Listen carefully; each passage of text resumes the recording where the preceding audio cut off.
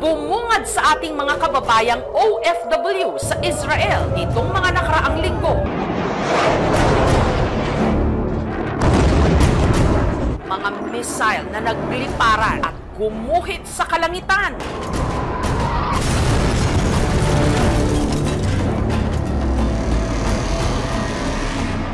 Ang missile na ito, bumagsak ilang metro lang ang layo sa sakyang ito. Ang mga sirena umalingaw-ngaw sa mga kalsada.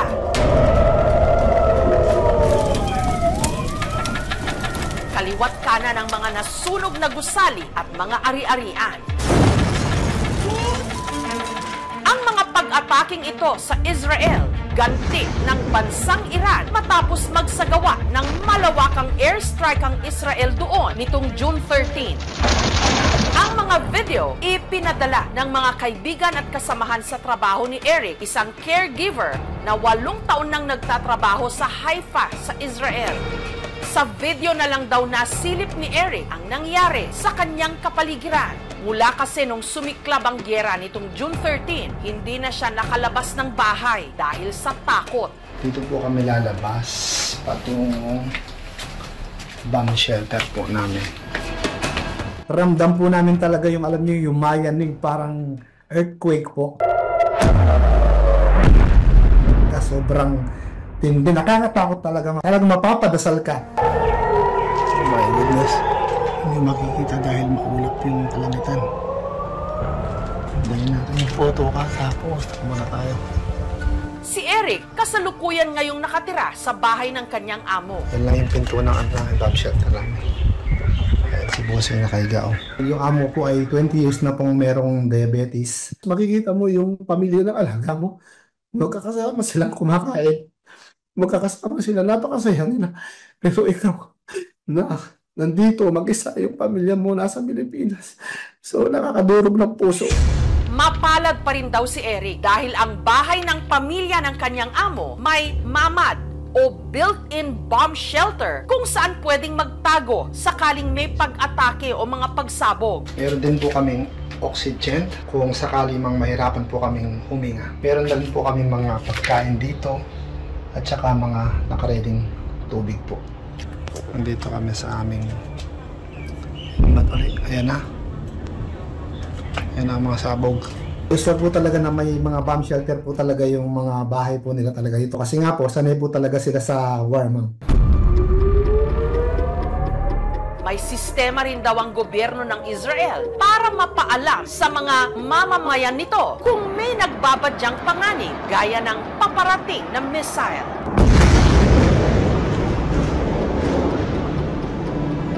Ang mahalagang updates natatanggap daw nila sa pamagitan ng isang smartphone application. Makakatanggap po ako ng notification in a few minutes po. Dapat nasa bomb shelter na po kami ng alaga ko.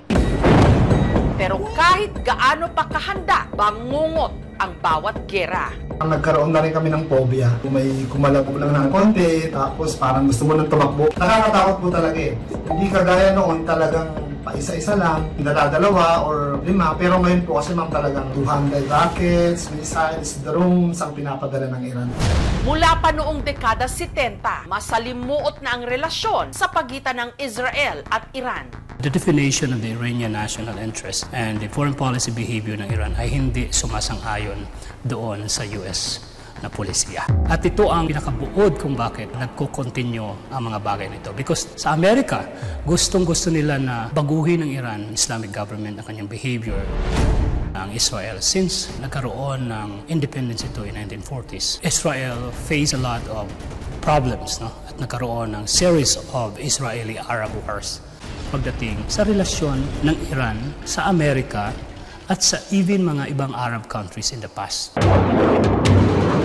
Pero ang tensyon sa pagitan ng dalawang bansa lalong lumala nitong June 13 nung inilunsad ng Israel ang kung tawagin nila Operation Rising Lion. Isa itong malawakang air and drone strike na ang target, nuclear at military facilities ng Iran. Ang basihan ni Prime Minister Netanyahu ay because Iran is developing a weapon of mass destruction. That is a nuclear weapon. Ang US ay nagsasabi na wala pong indication that Iran is pursuing the development of nuclear weapon. So magkakaiba yung intelligence report. Dahil sa mga pag-atake, maraming radar at surface-to-air missile sites ng Iran ang nasira, nasawi rin, maging ang mga matataas nilang opisyal sa militar at gobyerno at nuclear scientists. This operation will continue for as many days as it takes to remove this threat. I want to assure the civilized world, we will not let the world's most dangerous regime get the world's most dangerous weapons. And Iran plans to give those weapons, nuclear weapons, to its terrorist proxies. That would make the nightmare of nuclear terrorism all too real. Ang pahayag na ito ng Israel, sinagot ng pinuno ng Iran. ملت ایران از خون شهدای گرانقدر نخواهد گذشت.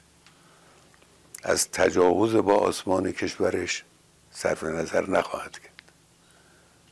نیروهای مسلح ما آماده هستند و مسئولین کشور و همه آحاد مردم پشت سر نیروهای مسلح. Ang Iran, gumante sa Israel. Nagpakawala rin sila ng ilang daang ballistic missiles na siyang yumanig sa ilang mga lugar sa Israel. Ang Pinoy caregiver naman na si Cheryl nakatira sa 3rd floor ng pinapasukan niyang nursing home. Kaya sa tuwing may pag-atake, kinakailangan pa nilang mag-elevator para makapagtago sa bomb shelter. Ay, grabe, umaga. Tapos ito naman tayo. Kung naririnig nyo, ayan po. Ni-intercept na po yung mga missiles na binapadala po dito. Ay, Diyos ko po! Ay, Diyos ko po! Dagdag hamon pa na ang kanyang inaalagaan sa nursing home may Alzheimer's disease. Kailangan namin pong lumaban, hindi lang po para sa sarili namin, kundi para rin po sa mga alaga po namin. Ready na rin yung mga iba naming gamit. Ako rin may rin akong dala. Pero ang pinaka-importante dito yung passport namin. Mula nung lumala ang sigalot sa Middle East, marami sa mga naipit na OFW ginustong magpa-repatriate o umuwi sa Pilipinas sa lalong madaling panahon.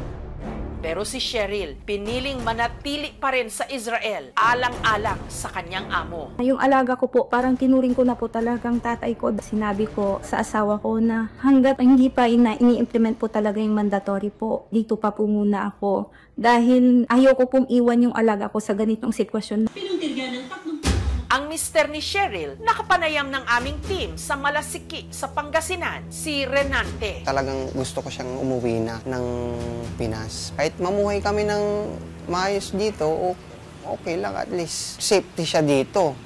Ang ipinagpapasalamat na lang daw ng mag-asawa sa kabila ng kaguluhan sa kinaroroonan ni Cheryl, bukas pa rin ang linya nila ng komunikasyon. Sobrang laking tulong po yung internet po sa amin dahil yun na lang po yung nagbibigay connection po sa mga pamilya po namin. Nitong Huwebes, muling nagkausap ang mag-asawa. Kamusta ka na dyan? Mas okay ngayon kaysa mga nagdaang araw. Panatag yung loob namin sa gabi pero hindi pa ganun okay na yung parang normal na pagtulog. Huwag mong kalimutang magdasal lagi. Oo. Kahit saang parte ka ngayon dito, mapapadasal ka na lang, especially pag nag-a-alarm na. Mahal na mahal kita. Alagaan mo yung sarili mo lagi dyan. Kahit anong mangyari, ito, lagi yung tatandaan, mahal na mahal kita. At uuwi ako dyan. Hintayin mo lang ako dyan.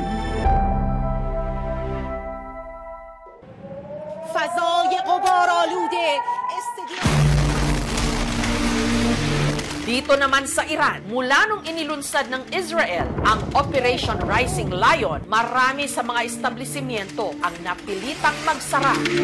Kabilang na ang travel agency ng kababayan nating si Naufar. Ilang araw silang nawalan ng komunikasyon. Hindi natin alam kung ano yung tinitira ng nasa kabilang panig. Ang ating communication installation ba or what? Talagang information blackout ako. Si Naufar, mahigit 2 dekada nang nakatira sa Iran. Dito na siya nakapag-asawa at bumuo ng pamilya.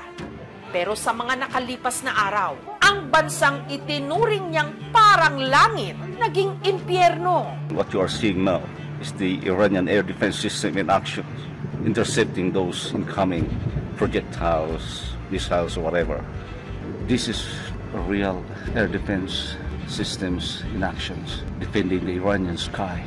Since day 3 of the conflict, we decided to depart Tehran, going to the northern part of Iran. Nakatira ko ngayon sa in-laws ko. Hindi ito bomb shelter. Itong safe doon to, kung tawagin ko, wala akong narinig na bombahan.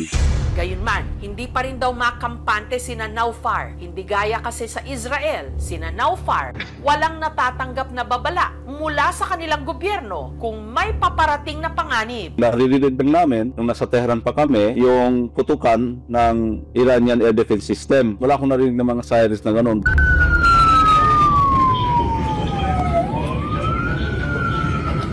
Dahil sa lumalalang sigalot sa pagitan ng Israel at Iran, puspusan ngayon ang ginagawa ng gobyerno ng Pilipinas para mapauwi ang mga OFW na naipit sa digmaan sa Middle East. We have raised Alert Level 3 in Iran and Israel. I have directed all concerned government agencies to take the necessary steps to ensure the safe, timely, and orderly return of our Filipino workers who wish to avail of the voluntary repatriation program. As of June 26, ang nagpalista ay 348. About 200 plus na nag-signify na hindi nila itutuloy or sila ay nagdadalawang isip. Tuloy-tuloy pa rin. By early next week, meron tayong parating na OFWs mula sa Israel at more or less there about 70. Lagpas 1,000 Pilipino citizens o Pilipino sa Iran ay mga asawa ng Iranian at mga anak nila. Wala pang 30 ang OFWs doon. Kung hindi makalipad ng eroplano, merong pwedeng through the ship, pwedeng ibahanap ng iba-ibang mga exit. Nitong June 22, sumali na sa girian ng dalawang bansa ang Amerika, na kilalang kaalyado ng Israel. Naglunsad sila ng missile attacks sa 3 nuclear sites sa Iran. A short time ago, the U.S. military carried out massive precision strikes on the 3 key nuclear facilities in the Iranian regime, Fordow, Natanz, and Esfahan. Our objective was the destruction of Iran's nuclear enrichment capacity and a stop to the nuclear threat posed by the world's #1 state sponsor of terror. Allahu Akbar! Madam! Kinabukasan, June 23, gumante ang Iran. Nagpakawala rin sila ng airstrike na ang puntirya, ang base militar ng Amerika na nasa Qatar. Dahil dito, pansamantalang naantala ang lahat ng mga flight, papasok at palabas ng bansa. Kabilang sa mga naapektuhan sa pagsuspinde ng air traffic sa Qatar, ang kababayan nating si Armando. Si Armando, nagtatrabaho sa isang hotel sa Israel. Pauwi na raw sana siya ng Pilipinas. Nagkaabirya pa. Biglang umatake sa Qatar yung Iran. So nasa loob lang kami ng plane, pinababa ulit kami. Parang sinusundan kami ng rockets. Sa parehong araw, si US President Donald Trump nagdeklara ng ceasefire na nagpatigil sa 12-day Israel-Iran war. Tinanggap ito ng Israel, gayunman, handa raw silang umatake pa rin kapag nilabag ng Iran ang ceasefire. Samantala, ipinahiwatig naman ng Iran ang isang conditional na tigil putukan o ceasefire. Nagbabala ito na kung magpapatuloy ang mga opensiba ng Israel o ng Amerika,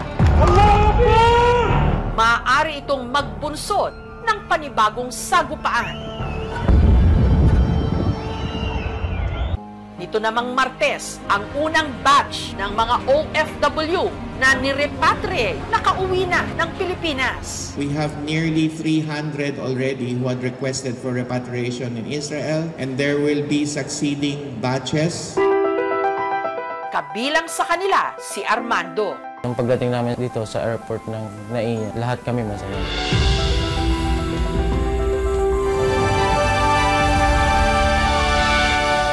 Sina Eric at Cheryl naman na nasa Israel pa rin ngayon. Thanksgiving po sa parang pangalawang buhay namin. Sinasamantala ang 12-day ceasefire para kahit paano makapamuhay ng normal. Habang si Naufur naman na nasa Iran may panawagan. wala silang sustainable long-term plan sa mga Pilipino na sa labas ng bansa. Kung meron man, ay hindi ko po alam yan, i-correct nyo ako, ipakita nyo sa akin para yung mga ibang may katanungan, magkaroon din sila ng kasagutan. Meron silang natanggap na 150,000 pesos. It's a safety net, parang temporary buffer or cushion para sila ay matulungang makapagsimula sa kanilang pagbabalik sa Pilipinas. Tutulong tayo sa kanilang economic empowerment, skills enhancement or retooling. Ganon din sa psychosocial support sapagkat nagkakaroon sila ng trauma. It's a band-aid solution lang for me, no? Saan dapat mailagay para masustain yung kanilang pangangailangan. This is a wake-up call to our government. Yung long-term na sinasabi po natin, paghandaan po natin, no, hindi na antayin pa yung talagang pumutok yung mismong war.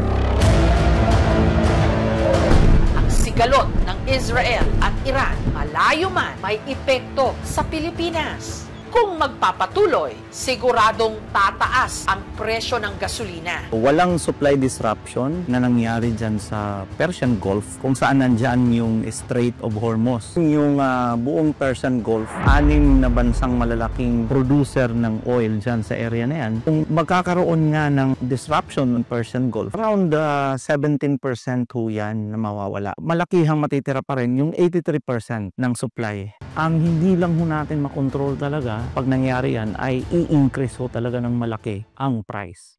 Pero ang pangamba ng marami, kapag hindi nagtagumpay ang ceasefire at muling sumiklab ang gulo sa Middle East, baka raw humantong ito sa World War III?